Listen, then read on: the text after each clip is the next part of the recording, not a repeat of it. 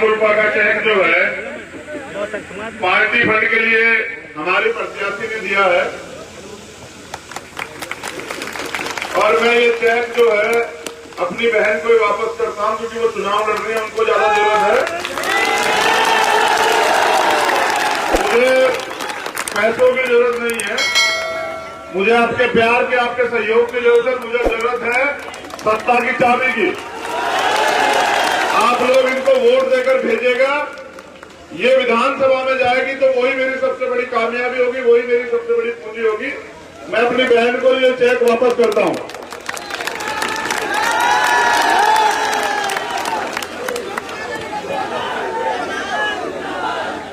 जय भीम।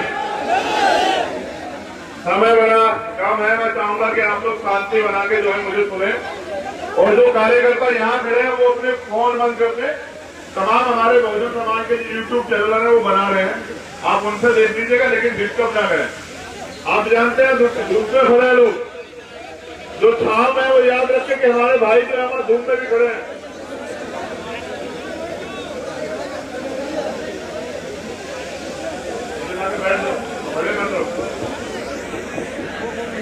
परम पूजनीय बाबा साहब डॉक्टर भीमराव अम्बेडकर, ये उनकी धरती है मध्य प्रदेश। राष्ट्रपिता ज्योतिबा फूले, मां सावित्रीबाई फूले, छत्रपति साहू जी महाराज, शिवाजी महाराज, संत गाडगे जी महाराज, नारायण स्वामी, पेरियार साहब, पेरियार लल्लू यादव, जननायक कपूरी ठाकुर, बाबू जगदेव प्रसाद कुशवाहा, मेरे रहबर, मेरे आदर्श माननीय साहब श्री काशीराम, देश के लिए आदर्श शहीद उधम सिंह, भगत सिंह और भीम आर्मी के तमाम कार्यकर्ताओं, पदाधिकारियों, आजाद समाज पार्टी के तमाम कार्यकर्ता, पदाधिकारियों, मध्य प्रदेश की महान जनता, मंच पर उपस्थित हमारे सम्मानित साथी और मेरी बहन, हमारी प्रत्याशी, ये मध्य प्रदेश में पहली राजनीतिक सभा है।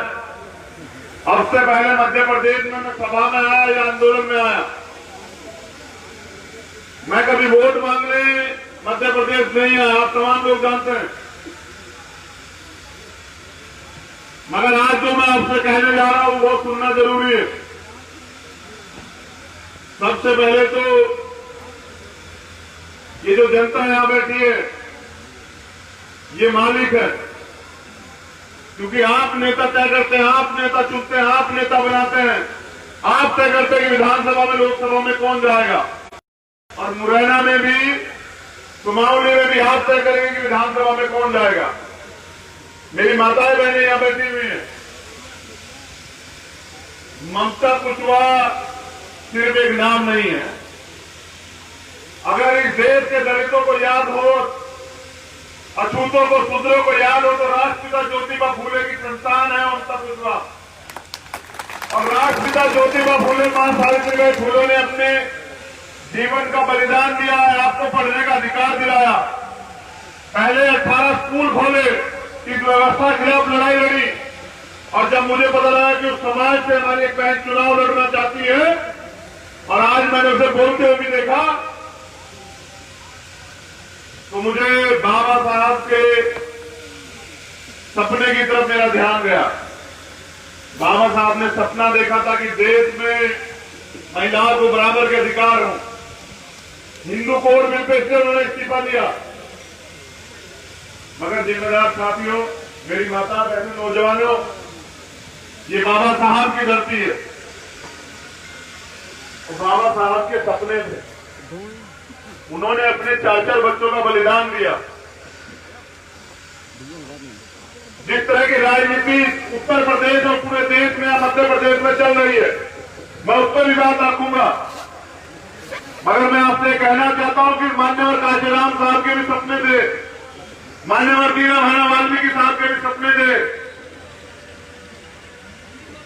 मान्यवर काशीराम साहब का सपना था कि मैं अपनी जीवन की अंतिम सांस मऊ में मध्य प्रदेश की धरती में लूं, और क्योंकि बाबा साहब यहां से हमें मिले तो वो मध्य प्रदेश को बहुजन समाज का शासक समाज देखना चाहते थे, बहुजन समाज का राज यहां देखना चाहते थे। उनका सपना भी अधूरा।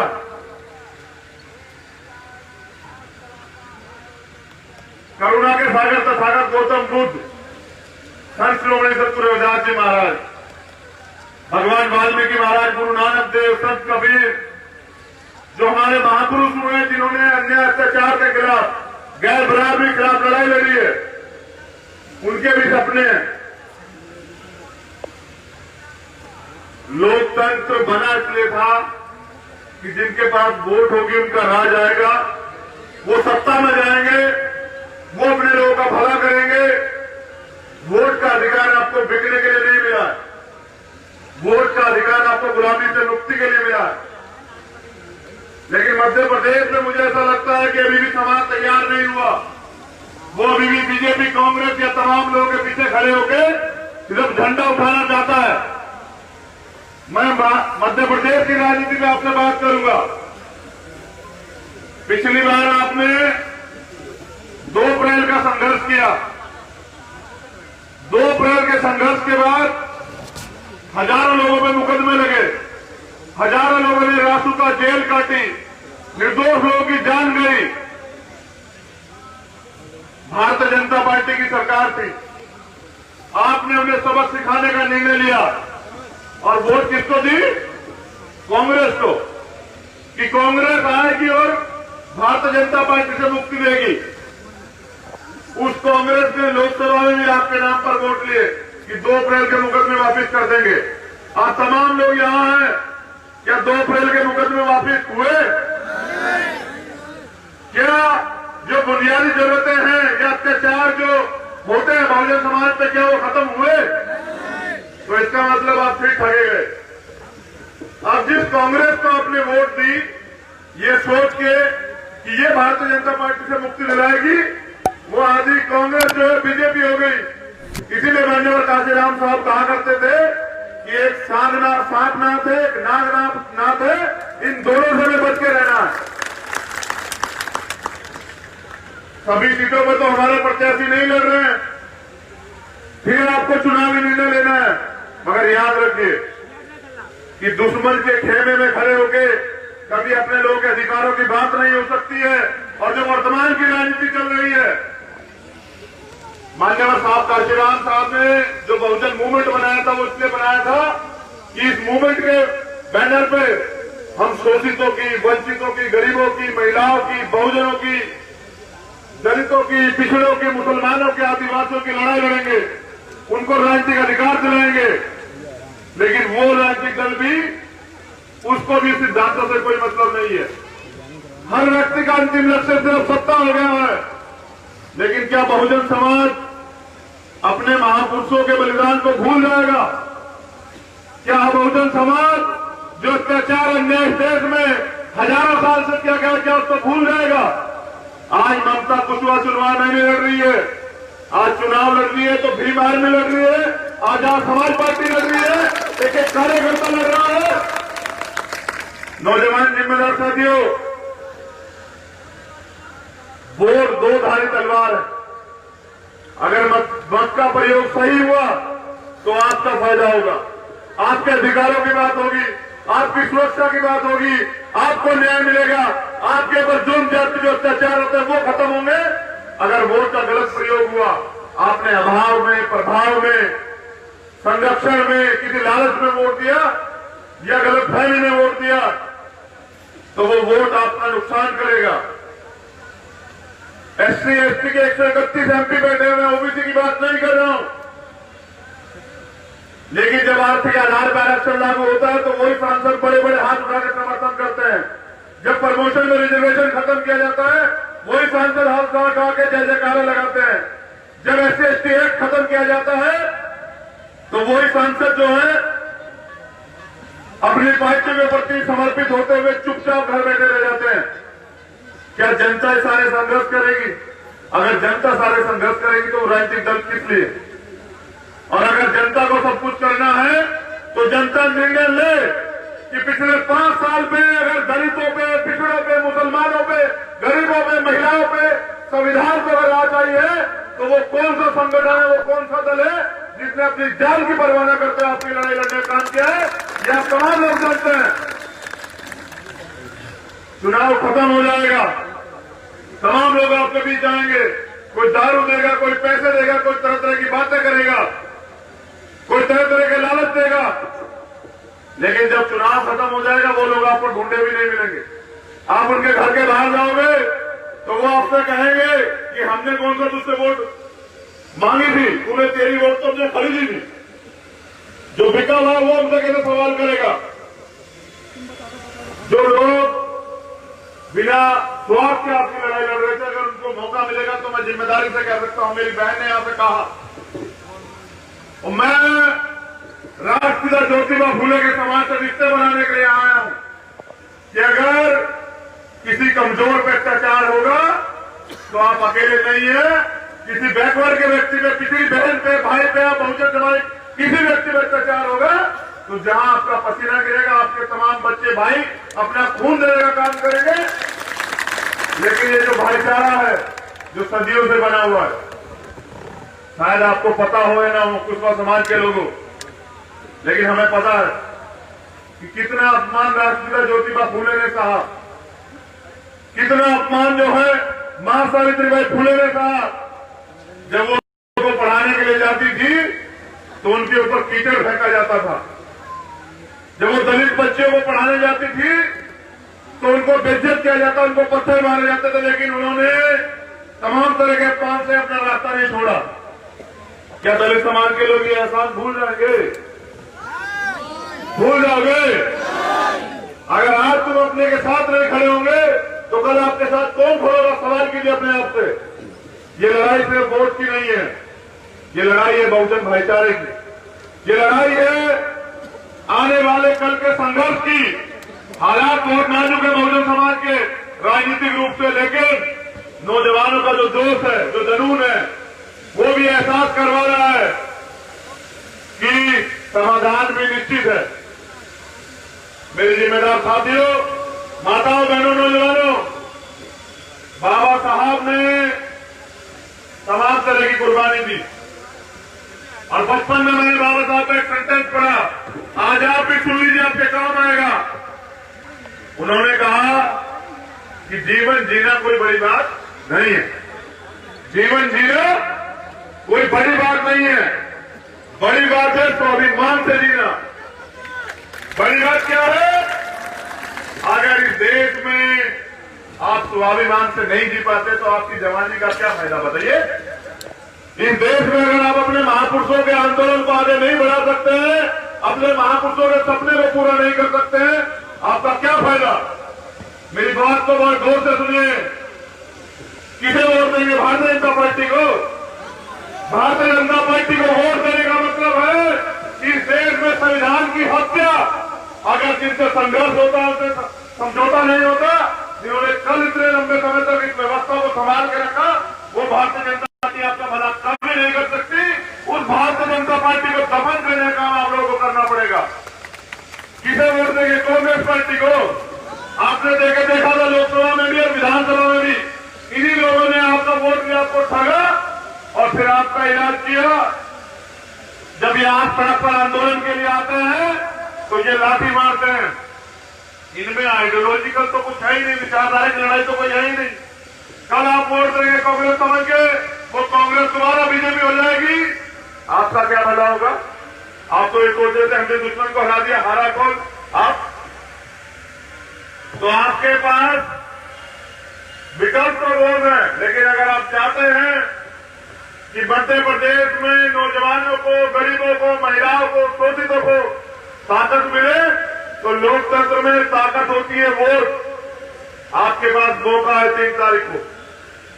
जब 3 तारीख को सुमावली विधानसभा का उपचुनाव होगा और वोट पड़ेगी तो ट्रैक्टर का निशान है यहाँ आपका चुनाव चिन्ह। एक एक वोट ट्रैक्टर के निशान को मोहर लगा के बैलेट मशीन का बटन दबा के भारतीय जनता पार्टी और कांग्रेस की ताबूत में आखिरी कील ठोकने का काम आप करें, ये आपके कभी नहीं हो सकते हैं। जिम्मेदार साथियों, ये देखिए हमारे भाई ने निशान भी दिखाया, निशान देख रहे हैं ना। ट्रैक्टर किसका निशान है? किसानों का। किसका निशान है? गरीबों का। ट्रैक्टर किसका निशान है? नौजवानों का। ट्रैक्टर निशान है बॉलरों का। मेरे भाइयों, लोकतंत्र तो है, लेकिन आज भी तमाम तरह के शोषण सहते पड़ रहे हैं, तमाम तरह के अत्याचार, अन्याय, तमाम तरह के, आप देखिए हाथरस की घटना भूल गए क्या आप लोग? यही भारतीय जनता पार्टी थी जो तमाम तरह के वादे करती है, लेकिन प्रयास यह था कि किसी तरह से अन्याय करके उस परिवार को दबा दिया जाए, डरा दिया जाए। लेकिन भीम आर्मी के क्रांतिकारी साथियों ने अपने जान की बाजी लगा दी, उस मामले को इतना हाईलाइट किया कि सरकार को झुकना पड़ा और आज वो परिवार न्याय की लड़ाई लड़ रहा है। देखिए, दलितों के पास तो नेतृत्व है, उनके पास तो भीम आर्मी है, उनके पास तो चंद्रशेखर आजाद है, उनके पास तो तमाम नौजवान हैं। लेकिन इस देश में साकेत, केशव, मौर्य, कुशवाहा, विंध्य, सैनी, प्रजापति, तमाम बैकवर्ड की इतनी जातियां हैं जिनके पास नेतृत्व नहीं है, उनका भी गांव में शोषण होता है। अगर आप जिम्मेदारी से बहुजन भाईचारे को आगे बढ़ाने का काम करें और ये रिश्ता बनाने का काम करें, उनके अधिकार उन्हें दे, क्योंकि माननीय काशीराम साहब की जो मूवमेंट थी ना, उसका नारा था, कौन सा नारा? जिसकी इतनी संख्या भारी, राजनीतिक दलों में नारा है, जिसकी जितनी जेब भारी उसकी उतनी हिस्सेदारी। मैं जानना चाहता हूं, क्या गरीब नौजवान राजनीति करना नहीं चाहते हैं क्या? क्या इनके अंदर दर्द पीड़ नहीं है क्या? क्या ये अपने समाज का भला नहीं करना चाहते हैं क्या? तो सड़क के बाहर खड़े होकर आप लोग सिर्फ आंदोलन कर सकते हैं, सदन के बाहर खड़े होकर। अगर आप चाहते हैं कि आप नीतियां बनाने वाले बने, क्योंकि जिस दिन कलम की ताकत आपके हाथ में होगी, मैं ये मैसेज तो दे रहा हूं आज के विधानसभा चुनाव में, लेकिन ये याद आपको रखना है, आने वाले तमाम चुनाव में एक तरफ वो लोग होंगे जो आपकी वोट को ठगने का काम करेंगे, सौदा करने का काम करेंगे, और एक तरफ वो लोग हैं जो आपके लिए अपने प्राणों का बलिदान देकर, करियर का बलिदान देकर संघर्ष करने के लिए मैदान में आए हैं। फैसला आपका होगा, आने वाला कल आप कैसा चाहते हैं, बहुजन महापुरुषों का इतिहास वजूद जिंदा रहेगा नहीं होगा, ये आपका फैसला है। जैसा मैंने कहा कि लोकतंत्र में नीतियां कौन बनाता है? जिसकी सरकार होती है। आपकी सरकार है क्या? आप सरकार बनाना नहीं चाहते हैं क्या? आप नहीं चाहते कि मुख्यमंत्री आपका हो? चाहते हैं नहीं चाहते? बताइए। तो देखिए भाई, 5 साल आप लोग सड़क पर बहुत आंदोलन करते हैं, भूखे प्यासे रह के। मैं भीम आर्मी के बहुजन समाज के कार्यकर्ताओं को जानता हूं, वो बेचारे कहीं भी मुसीबत होती है आंदोलन करते हैं, आधी रात जाते हैं, मोटरसाइकिल पे, पैदल, बरसात में, धूप में, सर्दी में, सब कुछ काम करते हैं। लेकिन जब वोट का समय आता है तो गुमराह हो जाते हैं। जो कार्यकर्ता 5 साल अपने जीवन में संघर्ष करता है, वो अगर 15 दिन चुनाव में मेहनत कर ले, तो मुझे पूरी जिम्मेदारी से मैं आपने कह रहा हूं कि उनको जीतने से कोई नहीं रोक सकता है। भाई, वोट तो आपके पास है ना? वोट किसके पास है? 85% लोगों के पास है या 15% लोगों के पास है? बताइए। जिस दिन आप वोट डालने जाएंगे ना, आप देखिएगा कि कुछ लोग तो कोरोना के डर से नहीं आएंगे। कोरोना आपको क्या बिगाड़ सकता है, आप तो खुद जानते हैं। जो लोग मेहनत मजदूरी करते हैं, जिनका अन्याय अत्याचार करने वाले लोग कुछ नहीं बिगाड़ पाए, जो समाज आज भी लड़ रहा है, उनका कोरोना क्या बिगाड़ेगा? मैं आपसे बात इसलिए कह रहा हूं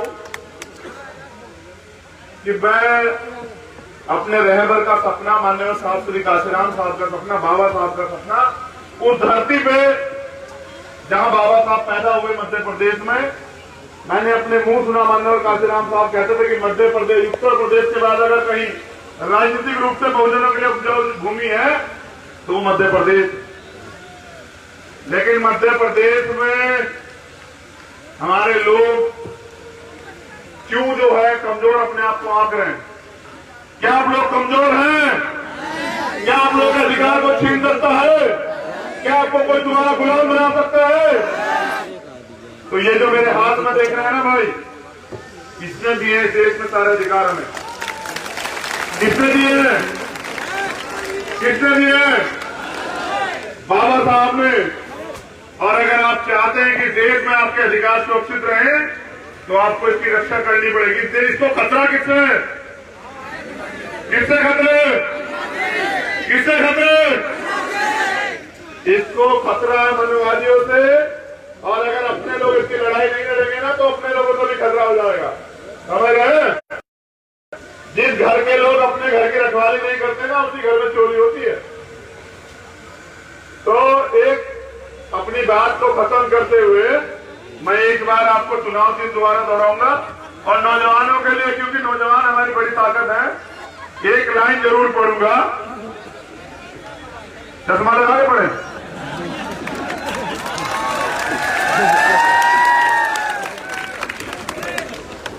मैं तो तुम्हारी सारी मांग पूरी करता हूं, तुम मेरी एक मांग पूरी कर देना एक बार। मैं तुम्हारी सारी मांग पूरी करता हूं और आप जानते हैं कि पूरे देश में कहीं अत्याचार हो, कहीं जनजाति हो, मैंने आपका मान सम्मान कभी कमजोर नहीं पड़ने दिया। आप तमाम लोग जानते हैं कि मैंने कभी आपको झुकने नहीं दिया। बैठे रहे, अनुशासन बना के रखिए। ये आ जाएगी सर पे।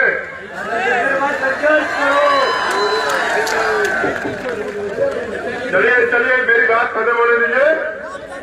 ये नौजवानों के लिए सिर्फ कि संघर्षों के साय में घनघोर जवानी पलती है और इतिहास उधर झुक जाता है जिस ओर जवानी चलती है। जवानी किस ओर है जरा तो महान उधर बता दीजिए, किस ओर है जवानी? क्या कुमाऊनी विधानसभा से ममता जी को विधानसभा भेजने का काम करेंगे नहीं करेंगे? दो हाथ उठा बताइए।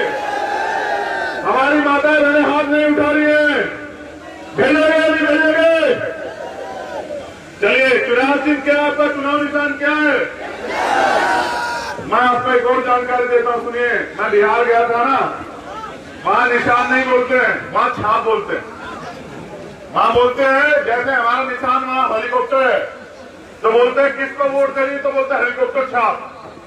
आपके यहाँ कभी आप भी बिहार की भाषा में एक बार बता दो कि कौन सा छाप है? कौन सा छाप है?